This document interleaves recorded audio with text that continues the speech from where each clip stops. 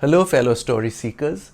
Today's literary expedition uncovers three treasures that are more than just books. They are portals to eras, emotions, and epiphanies. We have a wartime epic, a Shakespearean reimagination, and a piercing journey through the African-American ordeal. Join me as we uncover why All the Light We Cannot See, Hamnet, and Invisible Man are must-reads that belong on your shelf. But first, if you haven't already, for English's sake, do subscribe to The English Nut on YouTube, Instagram, Facebook, and X. Thank you.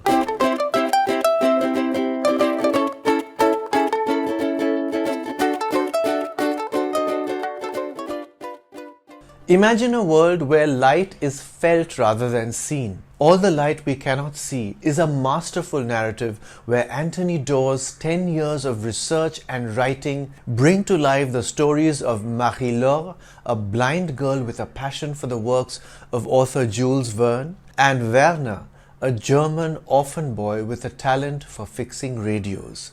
Doerr interweaves their stories with that of a precious gem hunted by the Nazis, crafting a tapestry of fate and chance encounters. The story is set against the backdrop of the Nazi occupation of France during World War II. It is centered around Saint-Malo, a walled city in Brittany, which was one of the last French strongholds to surrender to Germany. Doerr's meticulous depiction of the city's destruction and its inhabitants' resilience is nothing short of a love letter to human endurance. All your life you wait, and then it finally comes. And are you ready? Doerr asks in this Pulitzer Prize-winning novel. You will love its heartrending beauty and the intricate interplay of its characters' lives. The themes of hope, fortitude, and the unseen connections that shape our lives are central to the narrative. The lyrical precision of Doerr's prose makes every scene burst with a vividness that transcends the visual, creating an experience that is almost tangible. Here are two quotes that demonstrate what I mean.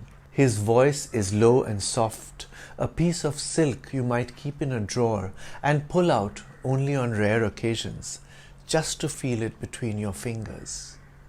And here's the other one.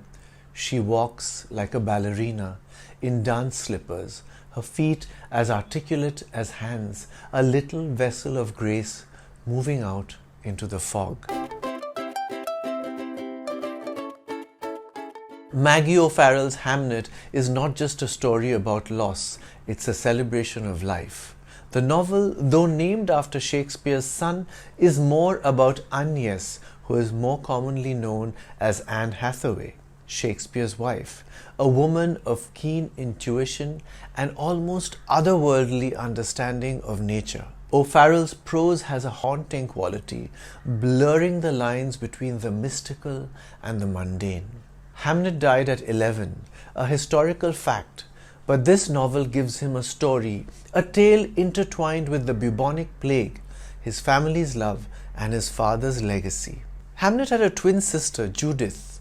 In a poignant moment, one of the many in the book, the girl tries to grapple with her twin brother Hamnet's death. What is the word? Judith asks her mother. For someone who was a twin, but is no longer a twin? As you turn each page, the 16th century comes alive, and you find yourself transported, breathing the very air of Shakespeare's world, a world where a son's death would inspire one of the greatest plays ever written, Hamlet. The title of the play is a common variation of the name Hamnet. In this play, it is the father who dies and the son lives to avenge him. Perhaps it shows that grief and fatherly love made Shakespeare wish to swap his son's death with his own. I am dead. Thou livest. Draw thy breath in pain to tell my story. Hamlet, Act 5, Scene 2.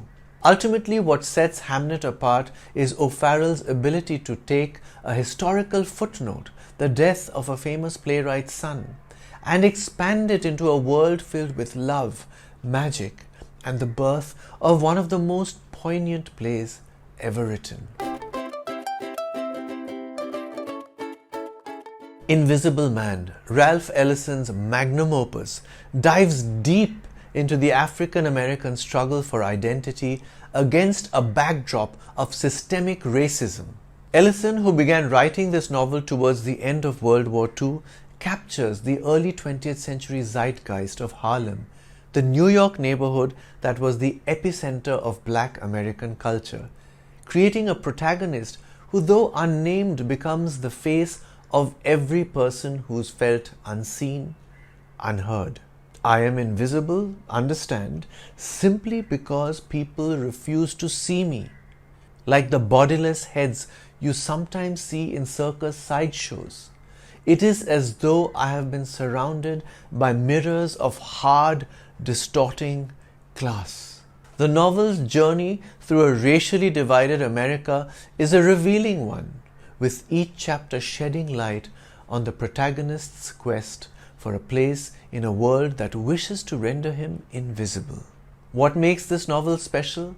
It's Ellison's jazz-like rhythm in prose and his unflinching portrayal of the protagonist's descent into the madness of invisibility that not only captures the essence of an era, but also speaks a universal truth about the human desire to be seen and acknowledged. Invisible Man doesn't just tell a story. It forces you to see the invisible, to confront the systemic injustice and the search for identity in a world of prejudice and oppression. As Ralph Ellison says in the book, the truth is the light and the light is the truth. 3 books, each a mosaic of moments that have shaped not just characters but entire epochs. These aren't just stories, they're heartbeats of history, voices of earlier eras waiting to be heard. Grab these books, feel their pulse, and let their words echo through the corridors of your imagination. I'm eager to know what you think of the books, so whenever you read them, let me know your reactions in the comments section. Meanwhile, also let me know the titles of other wonderful books you have read. I'm the English Nut. Bye for now.